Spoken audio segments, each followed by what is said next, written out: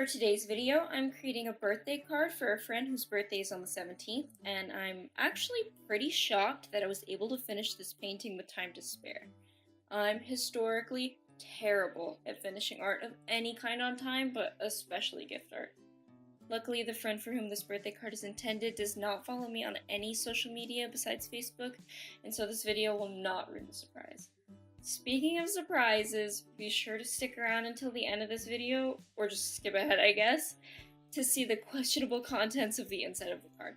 Now, I've been a loyal user of the Micron Pigma pens for many years when it comes to inking, and I don't have any complaints about them, but I really wanted to try a brush pen of some sort since I felt like it would be more freeing and really allow me to push my line variation and get nice thick lines without as much hassle as it would normally take with a stiff tip pen, such as the Micron Pigmas. I was recently made aware of the BIMOJI brush pens by one Mr. Aaron Glaze, aka the fantastic artist and former Disney animator, whose YouTube channel I will link to in the description. They're a fairly exclusive Japanese brand, so I was pretty shocked when I went out on a limb one day and checked a local art store, and sure enough I saw the BIMOJI pens just sitting there waiting for me to bring them to their new, loving home. I gotta say, these pens are an instant favorite of mine. I was really worried that the brush tip would take some getting used to and that my lines would be really wobbly while I got the hang of a more flexible tip, but these pens actually felt so natural I was able to use them steadily, no problem. The Micron Pigmas actually feel a little less natural in comparison after having used the BIMOJI pens, which is a surprise to me. So I guess maybe the stiffness of the Micron Pigmas actually make the pens feel a little bit awkward to handle. The ink is rich and dark, no complaints there. I did notice that the ink is not incredibly fast drying.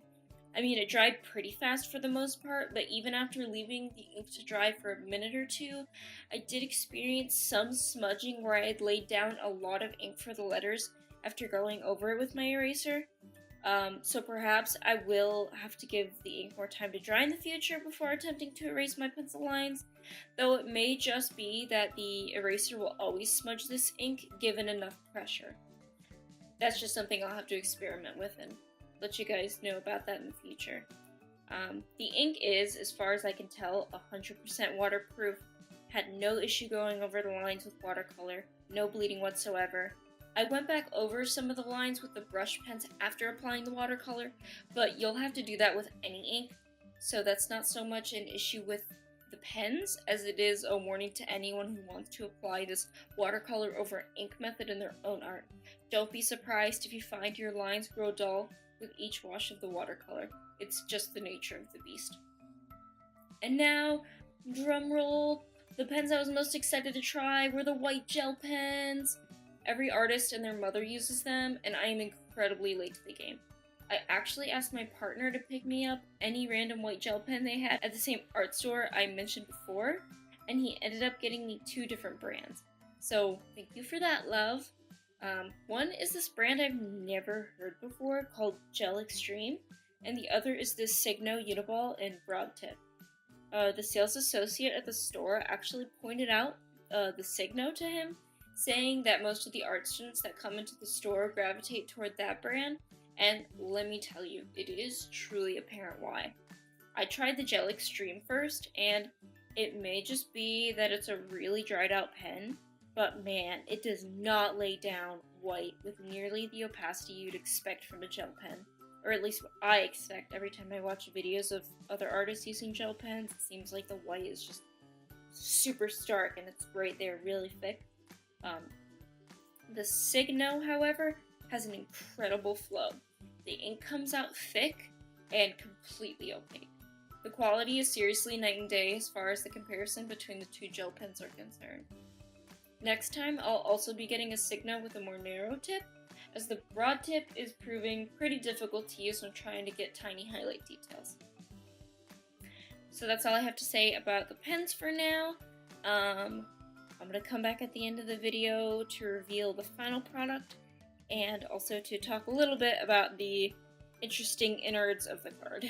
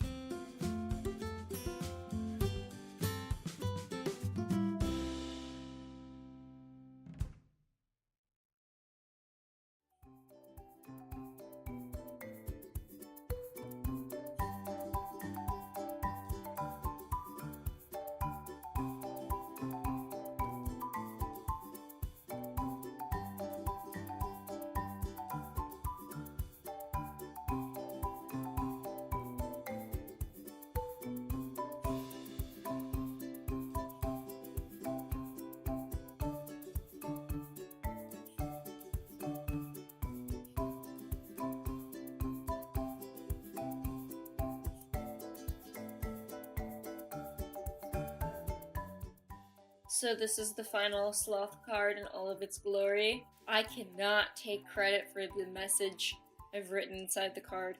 That was completely my other friend who's helping me plan this card. That was his idea. It's really funny. And also the friend whose birthday it is a really good sport, and I think he'll find it really funny as well. So don't worry about him getting his feelings hurt. So I'm going to be sending this card off to get glitterified by the other friend who I'm working in collaboration with. Hopefully he'll send me a nice picture that maybe I could show you guys on my social media platforms like Instagram of the glitterified version. So stay tuned for that, but thank you guys so much for watching. If you enjoyed this video, please remember to give it a like, subscribe if you want to see more content, and also let me know if you're enjoying videos where I am reviewing products. This was a pretty relaxed review, pretty similar to the Prismacolor Scholar review, I think. That one received, what, 6,000 views? And the rest of my videos have like 30 views at best, so I think that's what you guys are enjoying, but just let me know in the comments, and I'll see you guys in the next video.